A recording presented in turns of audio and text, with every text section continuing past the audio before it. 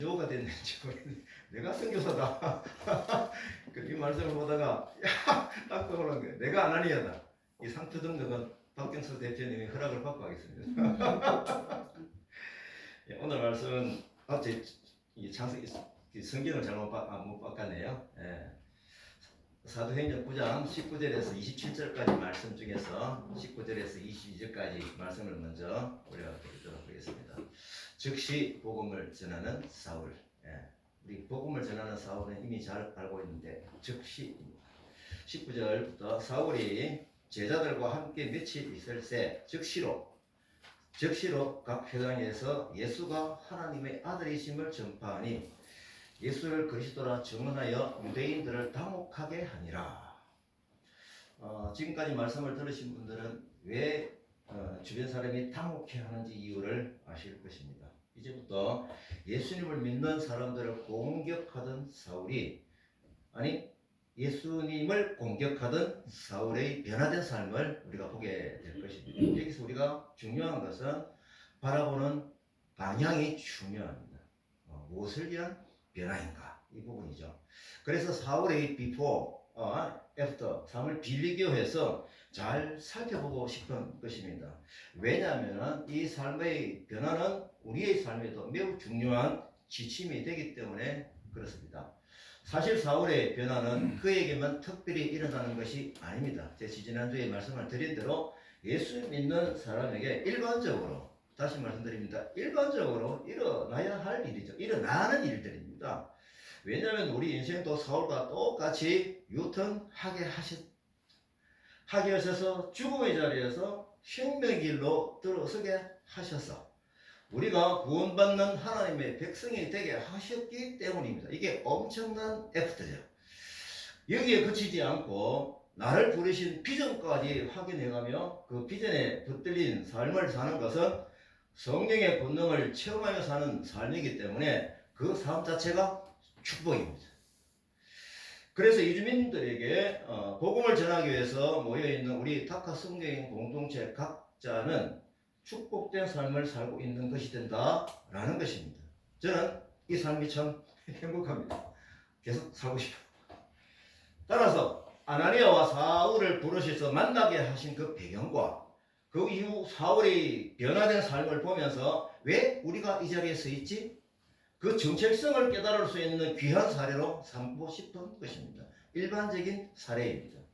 우리는 성령님 주시는 마음을 품고 이주민에게 복음을 전하는 한 목적을 가진 다카 성교인 공동체입니다. 그래서 복음을 전하는 우리의 마음가짐에 있어서도 좋은 사례를 모델로 삼아가지고 방향을 잘 찾고 싶은 마음이 있다라는 것입니다. 오늘 본문에서 보면은 성령께서 주신 마음이 있는데 미리 제가 결론부터 말씀을 드리면은 우리도 사울과 같이 복음 전함의 비전을 가진 복된 인생이구나 라는 것입니다. 언제든지 복음을 전하기 위해서 찾아갈 대상 언제든지 있은 환경이 다카 성교 공동체 현장입니다. 누구든지 많아서 다 못 가죠. 기가 막힌 환경입니다. 그리고 사울에게 복음을 전하고 세월의 죄를 베풀기 위해서 이미 준비된, 다시 말씀드립니다. 이미 준비된 누굽니까? 아나니아와 같은 인생이 우리가 아닌가라는 생각을 해보면 흥분이 된다 이겁니다. 하나님께서 우리를 아나니아로 부르셨구나. 이 감동입니다. 예수님이 바울의 영혼을 아나니아에게 이탁하신 것처럼 우리에게 지금은 우리 공동체에서 이주민 영혼을 우리에게 맡겨주셨구나 라는 것이 깨달아져서 감격이 크다입니다. 오히려 책임감이 느껴지는 감격이죠. 마치 예수님은 이주민들에게 다카교회 내비 주소 잘 적어, 그거 찍어서 잘 가봐, 거기 가면은 아나니아 같은 사람을 만나게 될 거야, 이렇게 안내를 하신 그 생동감 있는 예수 그리스도의 안내, 연결시킴, 이것이 얼마나 감격입니까? 그렇습니다. 이 두 사람을 만나게 하셔서 복음이 열방으로 확정이 되는 그 기록을 보면서 여기 앉아있는 우리 다카 성교인 공동체도 준비된 아나니아인 것입니다. 그래서 저는 오늘 주제를 내가 아나니아이다. 같이 한번 해볼까요? 시작. 내가 아나니아이다. 이걸 선포하면서 스스로 결심하게 하는 거예요. 하나님 하나님께서 사울을 만나게 하시고 또 그를 통하여 복음 전하는 자로 세우심은 또 아나니아에게는 어떻습니까? 그를 만나서 복음을 전하고 세례를 받을 수 있는 환경을 만들고 그에게 세례를 주면서 그 비전을 같이 기도하는 아나니아였지 않겠습니까? 본문의 시작을 봅니다. 19절 20절입니다. 사울이 제자들과 함께 며칠 있을 때 적시로 각 회당에서 예수가 하나님의 아들이심을 전파하니 예수를 믿는 사람을 잡아러 가던 사울이죠. 예수님을 만나서 복음을 듣고 비전을 받고 세례를 받은 후에 변화된 첫 모습입니다. 사울이 즉시 다메섹에 거주하는 기독교인들과 함께 지냈다는 사실이 적혀 있는데 그는 기독교인으로 완전히 변화되어 있구나. 그 공동체가 생겨졌구나. 그 안에 들어갔구나. 라는 것을 우리가 알게 됩니다. 또한 그가 다메섹의 기독교 공동체로부터 기독교인으로 인정받았다라는 것을 동시에 우리는 알 수 있습니다. 사울이 복음을 전하기 위해서 찾아간 곳이 어디입니까? 그가 핍박하기 위해서 출정받은 그 내비게이션 주소 회당 아닙니까? 그 회당으로 찾아간 거죠. 목적이 완전히 달라져 버렸죠. 같은 장소인데 목적이 완전히 바뀐 겁니다. 그의 회심이 극적으로 강조되고 있음을 우리는 바라보아야 하는 것이죠. 한편 각 회당이라고 하는 표현을 봅니다. 사울의 설교가 여러 회당에 걸쳐서 계속되어 있음을 암시하고 있죠. 이를 보아서 사울의 복음적 활동이 매우 적극적이었구나 라는 것을 알 수 있습니다. 적시로 간 것도 그렇고 여러 회당도 그렇고 이 메시지를 보게 되면 사울의 변화된 그 삶을 구체적으로 느낄 수가 있는 것입니다. 그가 전한 복음이 어떤 복음이었습니까? 20절입니다. 시작. 예수가 하나님의 아들이심을 전파하니입니다. 여기 앉아있는 이주민 친구들 3명의 친구가 앉아있는데 이 메시지가 굉장히 중요한 겁니다. 이 메시지가. 사울은 사실은 예수님을 따라다녔던 사람이 아니었죠. 다메섹 도상에서 만나주신 분이 예수님이심을 확신한 것이죠. 자기가 알고 있는 구약 성경에 믿고 있는 하나님과 자기가 만난 이 예수님, 이걸 믿음으로 연결하게 된 것이죠. 예수가 하나님의 아들이심을 고백하는 복음을 전하는 바울의 모습, 사울의 모습입니다. 이를 볼 때 우리가 뭘 생각할 수가 있죠? 만나게 하신 아나니아가 어떻게 했을까요? 참 만나기가 힘들고 껄끄러웠죠. 사울에게 세례를 주기 전에 무엇을 했을까요? 정확한 복음을 전했죠. 반듯한 복음을 전한 것입니다. 그래야 세례를 받을 수가 있죠. 이것을 우리가 간접적으로 확인할 수가 있는데 나는 내가 아나니아다 라고 하는 것은 결국 뭘 선포하는 겁니까? 나는 복음 전하는 자이다. 이 선포인 것입니다. 저는 이 기록을 하고 보면서 우리 다카 선교인 공동체가 이주민들에게 복음을 전하는 현장에 적용을 해보고 싶은 것입니다. 첫째, 우리가 체험해야 되는 가장 중요한 것은 성령의 역사입니다. 이걸 놓치면 안 됩니다. 자기가 가지고 있는 능력과 기질과 방향에 모든 것이 있다 하더라도 이 성령님의 역사심을 우선해서 그것이 먼저 튀어나오면 안 되는 것입니다. 예수 믿는 사람들을 잡아 옥에 가두리는 사울을 불러 세우신 분, 구세주 예수 그리스도의 복음을 전하는 자로 바꾸어진 역사하신 분, 이 성령의 역사를 우리는 깊이 깨달아야 하는 것이죠. 우리 한국의 선교적 현실을 바라보겠습니다. 여행지 유튜브를 요즘 보는 걸 좋아하는데 그 유튜브 보면은 공통적으로 있는 내용이 뭔지 아십니까? 어디서 오셨습니까? 사우스 코리아 한국에서 왔다고 그러면 너무너무 좋아해요. 그래가 K-팝 문화, 한국 문화의 영향을 받은 젊은 청년들 또 돈을 벌고 싶어서 경제적인 이유 때문에 한국을 찾고 싶은 그 마음들이 어우러져 가지고 한국을 바라보는 마음의 시선이 엄청나다는 것을 우리는 쉽게 확인할 수가 있습니다. 이 사람들이 지금 현재 유학생의 신분으로 또 우리 앉아있는 3명의 근로자 신분으로 한국으로 몰려오고 있죠. 한국에 오는 나라들을 대체로 살펴보면 어떻습니까? 신학적으로, 성격적으로 구분을 해보면 특히 우리 앉아있는 불교, 그죠? 캄보디아도 불교, 스리랑카도 불교 아닙니까? 그리고 또 방글라데시나 인도네시아나 이런 친구들은 뭡니까? 무슬림입니다. 이 이슬람으로서 오는 친구들이 너무 많은 거예요. 여기서 삶으로 만들어진 그 종교적인 환경이 여기 한국에 와서 돈을 벌기 위해서 왔지만은 이 하나님의 은혜와 축복으로 이루어진 이 우리나라 이것을 같이 볼 수 있는 그 마음이 문이 떠여지기를 바라는 것입니다. 기독복음이 들어가야 할 선교적인 절실함이 있는 나라의 백성들이죠. 성령님께서 움직이시는 현재의 역사입니다. 다시 말씀드립니다. 이거는 현재의 역사입니다. 그리고 성령님은 우리에게 사울을 만나게 하시는 아나니아의 역할로 이주민 교회를 수산에 개척하게 하셨는데 그 과정에서 뚜렷한 비전의 말씀을 다시 확인을 해보고 싶은 마음이 있습니다. 제가 여러 가지 말씀을 드렸지만은 2016년 5월 24일 날 서가랴 8장 20절 23절 말씀을 주셔가지고 10개의 교회를 개척하게 하셨습니다. 10개만 모였어요. 아멘 하고 제가 순종했던 모습 간증을 많이 했죠. 그 선교 행전을 지금 진행하고 있는 것 아닙니까? 이 본문 말씀은 제가 비전 받은 간증이라 자주 말씀을 드리죠. 성경 말씀을 좀 뺐습니까? 예. 제가 읽지는 않겠습니다. 저는 이 말씀을 최근에 정리를 하다가 뭔가 이게 좀 주석을 보고 싶은 마음이 생기는 거예요. 뭔가 무슨 뜻이 있는 것 같은 느낌이 들었습니다. 제가 이 말씀을 주석의 해석을 보고 깜짝 놀랐습니다. 그 주석의 해석은 이랬습니다. 이 예언은 스가랴는 여러분들 대체 시간적으로 BC 한 500년경이거든요. 예, 이 예언입니다. 500년 전에 예언합니다. 500년 전에 BC 500년 잘 들어야 돼요. 500년. 이 예언은 뭐냐라고 하면은 신약 시대에 일어나는 복음의 역사를 예언한 겁니다. 만국 백성이 하나님께로 돌아와서 구원받을 것을 예언한 것이죠. 이게 제 주석이 적혀 있더라고요.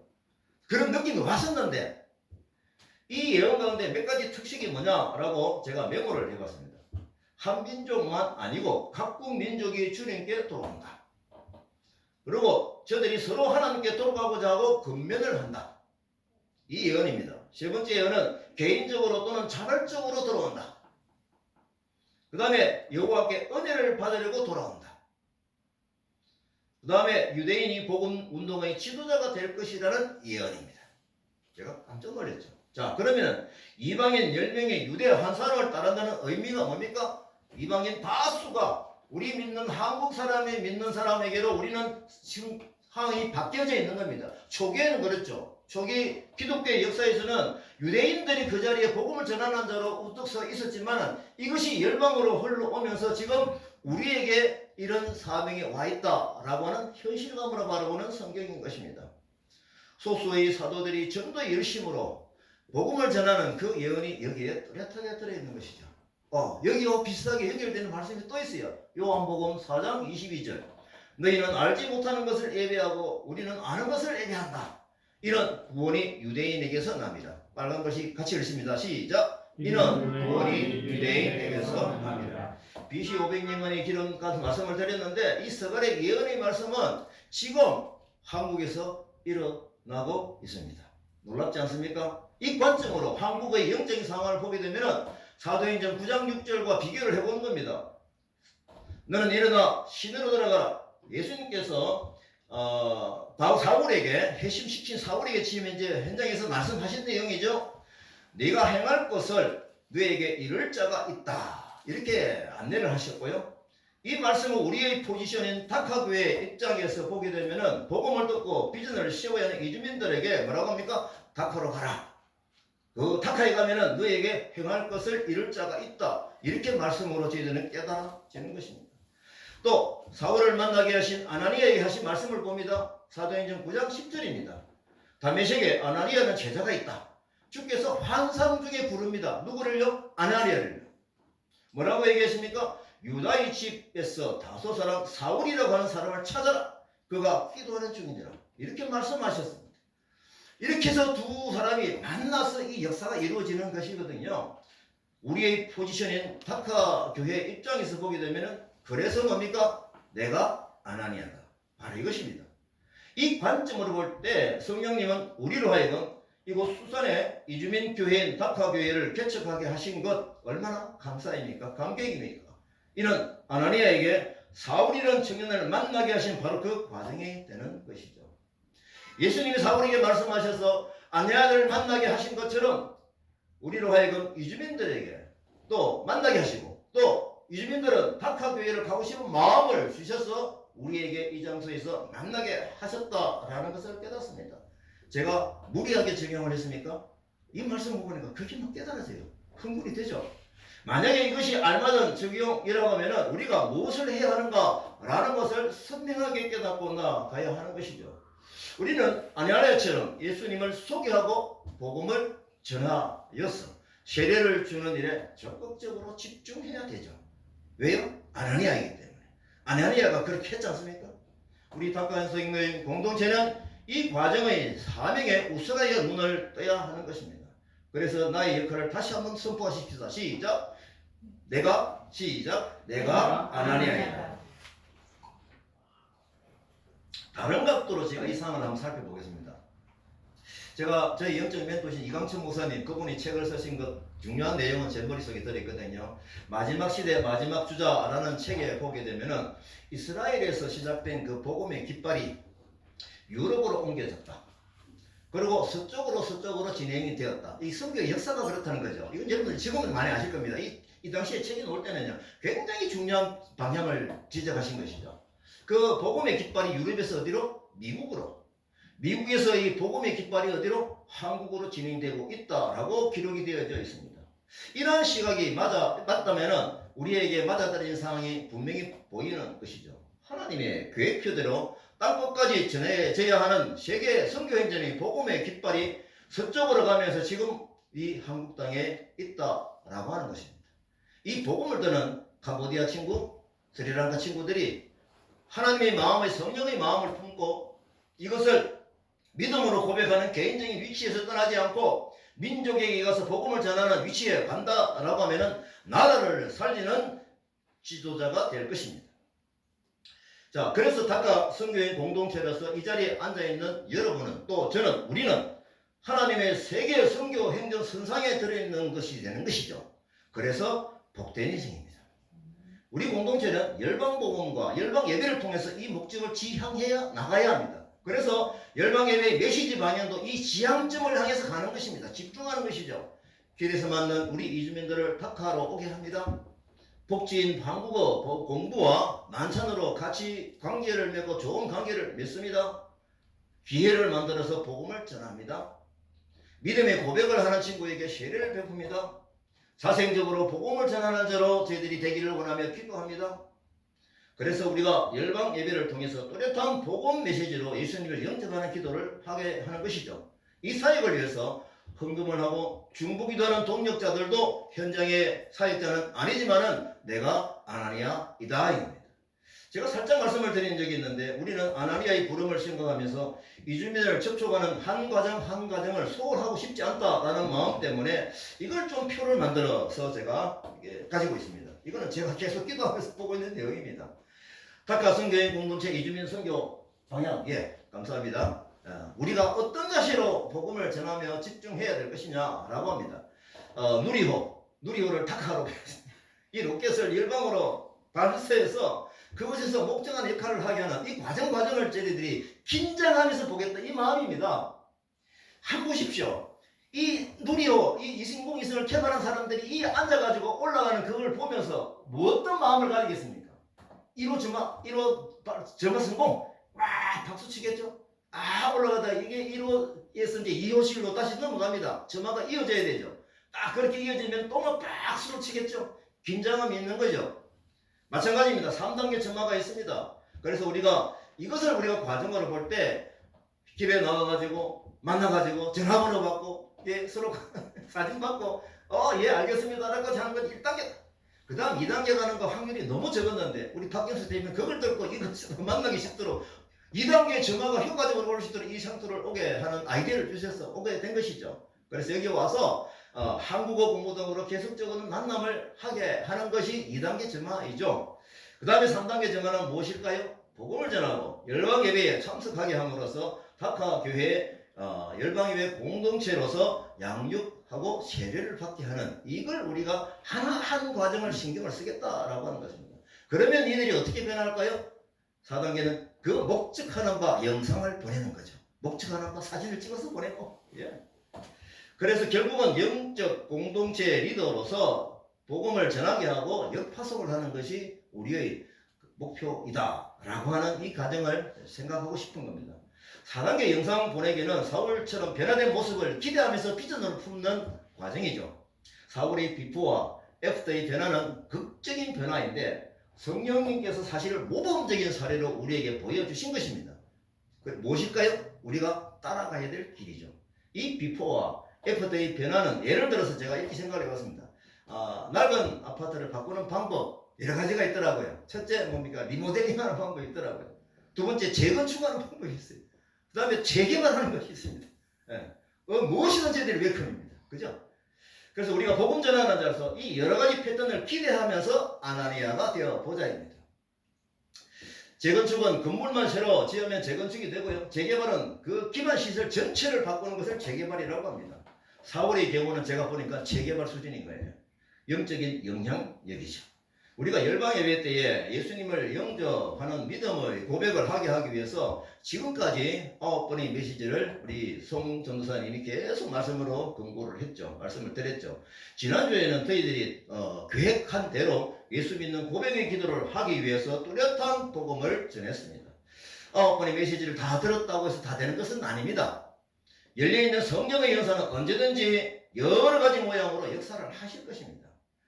저는 지난주에 성령님의 역사를 간절히 사모하면서 복음의 메시지를 전했는데 제가 듣는 표정을 보면서 감동을 받았어요. 그 진지함이 다 있더라고요. 이게 쌓여있는 기도구나. 제가 이 말씀을 전하기 위해서 주중에 얼마나 방언 기도를 하면서 제가 준비를 참 많이 했습니다. 이 메시지 내용 안 받으면 훤히 제가 알 수 있죠. 그게 중요한 게 아니거든요. 그리고 영접 기도를 위해서 우리가 다 흩어졌었죠.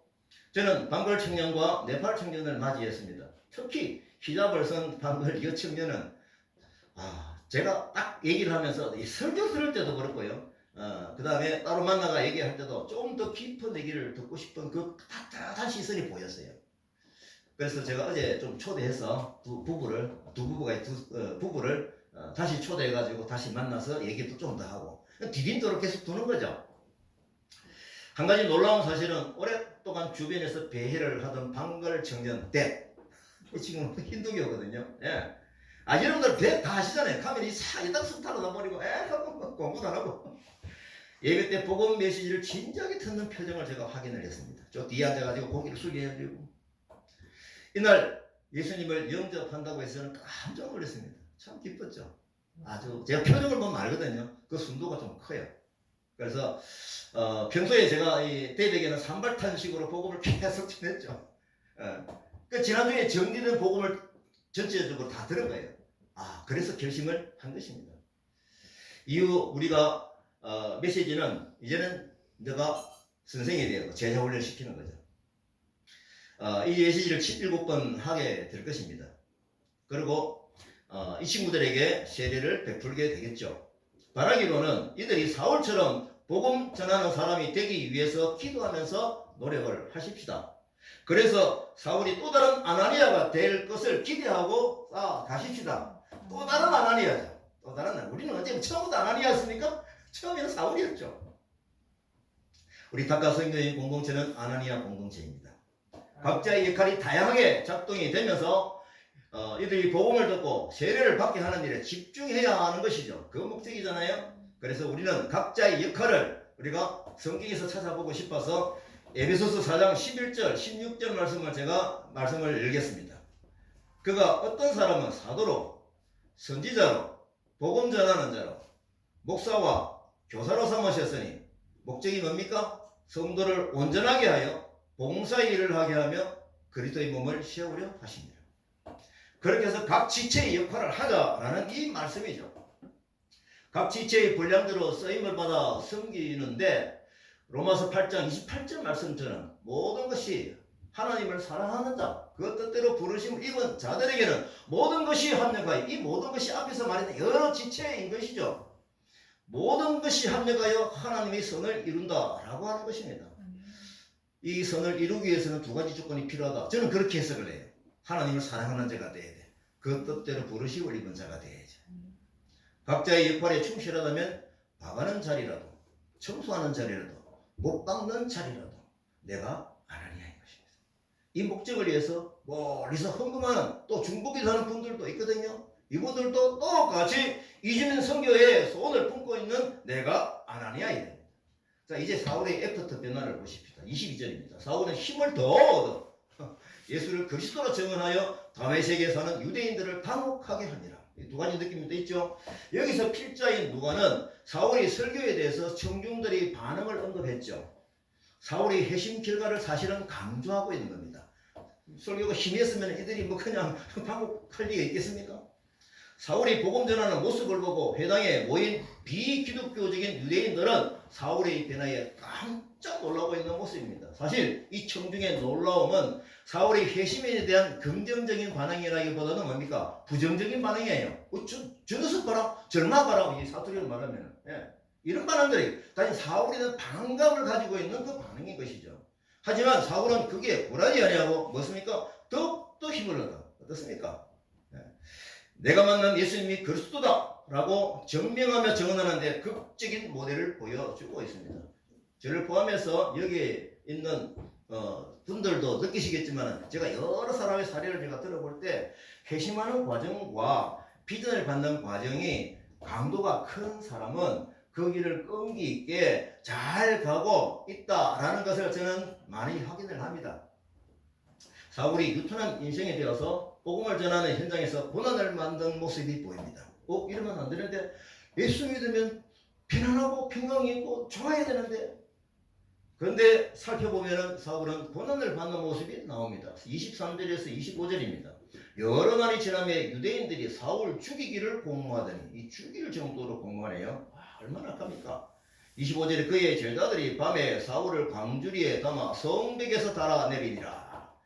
여기서 여러 날이 지나라는 표현은 사울이 선교가 시작된 후 유대인들이 살인 공모까지 있게 된 시점 상당한 기간이 좀 있었다라는 것을 우리가 좀 알 수가 있습니다. 그래서 이 여러 날은 성경 읽기 전에 이 강의에서는 사울이 회심한 이후 약 3년에 걸쳐 예루살렘에 들어가지 않고 다메섹 등 곳에서 사울이 열심히 복음을 전하는 선교 활동을 하고 있는 기간이었다라고 해석을 합니다. 하여튼 중요한 것은 사울의 회심 이후에 에퍼트의 삶은 즉시 복음을 전하면서 그것도 목숨을 걸고 복음을 전하는 삶으로 바뀐 것입니다. 이것이 비전의 힘이죠. 사울은 뚜렷한 비전을 받았으니 뚜렷한 에퍼트의 삶을 사는 것입니다. 이제 사울이 복음을 전하는 현장에서 고난이 시작이 되는데 강주리에 담겨져 탈출할 정도입니다. 굉장히 위기감이 있는 상황이 느껴지시죠. 특히 회심으로 인해 가지고 겪는 사울의 순환 이것을 우리가 볼 때 이거 예언으로 주신 상황인데 라는 기억이 나죠. 다시 성경을 봅니다. 사도행전 9장 15절 16절 아나니아에게 사울이 어떻게 쓰임 받을 것인가 라고 예언을 하시면서 16절에 뭐라고 했습니까? 그가 내 이름을 위하여 얼마나 고난을 받아야 할 것을 내가 그들에게 보이리라 하시니 이것은 예수님께서 고난을 일부러자리 집어넣는 것이 아니고 그 당시에 복음을 듣는 많은 완악한 사람들이 너를 죽이려고 할 것이다. 하지만 떳떳하리라 이거죠. 사울이 지속적으로 예수님을 전해서 많은 유대인들에게 전할 때에 그들이 혼란에 빠졌죠. 위기감을 느끼고 아마 사울을 죽이려고 했을 것이다 생각이 됩니다. 자, 이제 사울은 위험한 지역인 다메섹을 벗어납니다. 성벽으로 탈출해서 어디로 가는가 보니까 갈라디아서 기록을 살펴보니까 예루살렘으로 갔다 이겁니다. 그게 우리가 이제 이 상을 볼 때 이제 중요한 것은 예루살렘에 가니까 제자들이 또 두려운 거예요. 그때 거리가 한 230km 정도라고 얘기했죠. 먼 거리거든요. 그리고 다메섹에 일어났던 일들을 뭐 카드락하면서 좀 들었는데 실제로 사울이 오니까 예루살렘에 있는 그 하나님을 예수님을 믿는 사람들이 좀 긴장을 한 거예요. 두려워한 거예요. 그가 제자되었다고 믿지 않는 환경이었습니다. 그때에 27절 보면 누가? 바나바가 사도들에게 그를 중보하고 소개를 하고 있습니다. 보십시다. 어떻게 주를 보았는지요. 주께서 그에게 말씀하신 일과 어떻게 예수의 이름으로 당대히 말하였는지를 전하니라. 사울이 예루살렘 가기 전까지 다메섹 등 복음 전하기 한 3년 있었는데 이 기간 동안에 아마 이 바나바가 접촉이 되어지고 얘기를 듣고 충분히 신뢰를 했다라는 정보가 있죠. 이 바나바가 일단 예루살렘 제자들에게 가서 피하려고 하는 그런 상황에서 이렇게 소개를 하는 내용을 보십시다. 저는 내용이 참 중요해요. 그래서 제가 중간에 좀 강조를 하거든요. 저도 이제 사실 이 타카 사역을 하면서 보니까 와서 좀 여기 와서 좀 사례를 좀 듣고 싶은 분들이 좀 많이 있습니다. 많이 있는데 그래서 이 말씀 기준으로 볼 때 저도 그렇습니다. 예, 많은 분들이 질문하는 내용 중에서 여러 가지 패턴이에요. 아, 지금 몇 명 나오나? 그 다음에 뭐, 야, 재정을 어떻게 하고 있나? 아, 되게 고생하네. 예, 물론 뭐 따뜻한 질문이죠. 제가 이분들에게는 저희 응답은 즐겁지가 않습니다. 아주 간단하게 얘기할 수밖에 없습니다. 예, 하지만 저는 어떤 질문을 정말 좋아하고 기뻐하냐면 이 사역을 어떻게 하게 되었습니까? 받은 비전이 말씀이 있습니까? 그 나라 말을 모르는데 어떻게 복음을 전합니까? 이런 질문을 받을 때는 제가 장시간 열정적으로 응답을 하게 됩니다. 사실 각 교회에 예배로 가서 사역을 발표하는 제 원고는 거의 이런 내용에 집중되어 있습니다. 사역 뭐 일어나는 일들 사진이 있지만 그거는 연결하는 하나의 고리고요. 제가 저희 이제 다카의 10일 전쯤에 밀양 지역에 정말 시골 교회에서 어느 목사님 찾아오는 귀한 드문데 더운 교회의 김 목사님이라는 분이 찾아오셔가지고 이제 다카사에 관심이 많아서 여러 가지 질문을 하세요. 근데 그분이 하신 첫 질문이 이 질문입니다. 저는 목사이기 때문에 복음을 전하는데 장모님은 목사가 아닌데 어떻게 이 사역을 하게 되었습니까? 제가 흥분하는 질문입니다. 챗 GPT도 뭐 질문을 잘해야 대답을 올바르게 한다는데 저도 그거 비슷합니다. 그러니까 제가 신이 나죠.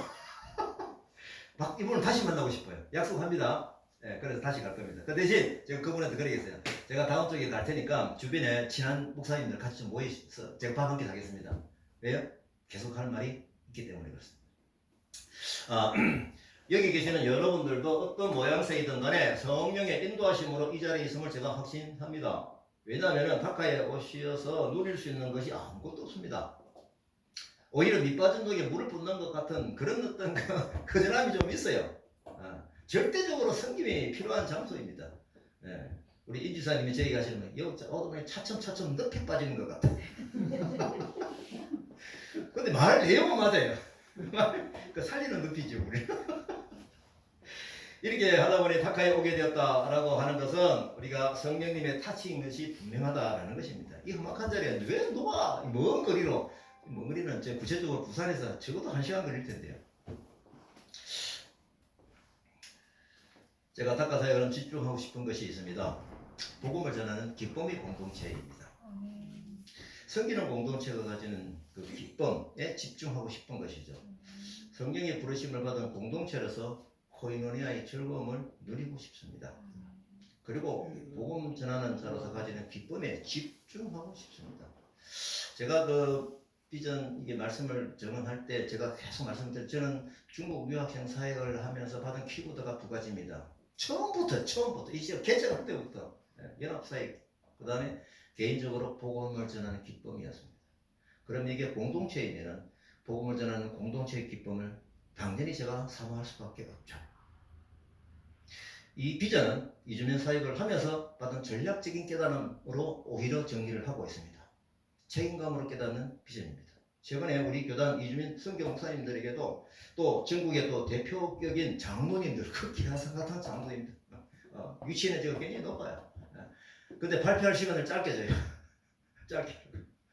그래서 그 짧은 시간을 주기 때문에 이기도 하지만은 요즘은 제가 사례 발표를 접어두고 비전 제시를 주로 합니다.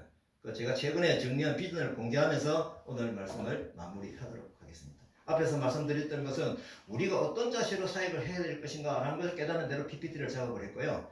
그 다음에 제가 PPT 작업은 이거 오래되지 않습니다. 최근에 쭉 만들면서 이제 앞으로 내가 부르는 데 가면 이걸 보여주고 말씀하리라 결심하고 만드는 건데 좀 이쁘게 만들 겁니다. 앞으로 좀 도와주실 건데요. 대외 사역 이렇게 해놨습니다. 첫째 우리가 아시는 대로 계속 제가 말씀을 드렸기 때문에 뭐냐라고 하는 것은 평신도를 훈련한다.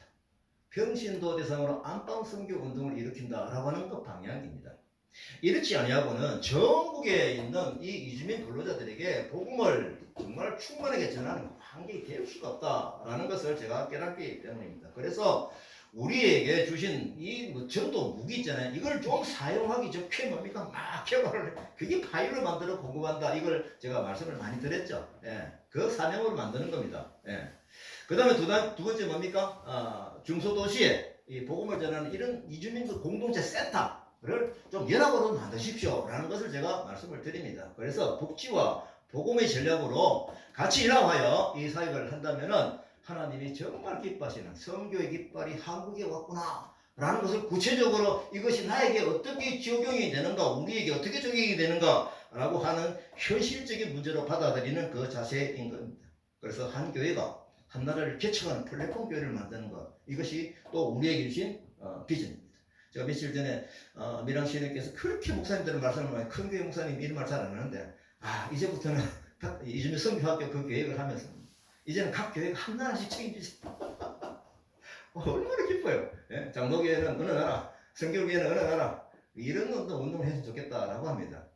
그것이 성경께서 쉽게 많이 나온 겁니다. 저는 그렇게 봐요. 그래서 이주민 선교 학교를 하게 되면 이 이후에 이런 어떤 가까운, 정말 전략적으로 손에 쥐어질 수 있는 방향으로 가지 않을까라는 기대가 충분하게 있습니다.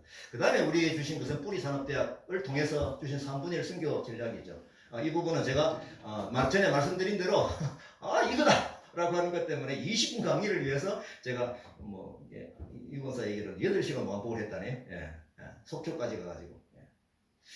어쨌거나 우리가 이 표대로 유학생 선교 3분의 1 전략도 아직까지 가야 될 그 길이거든요.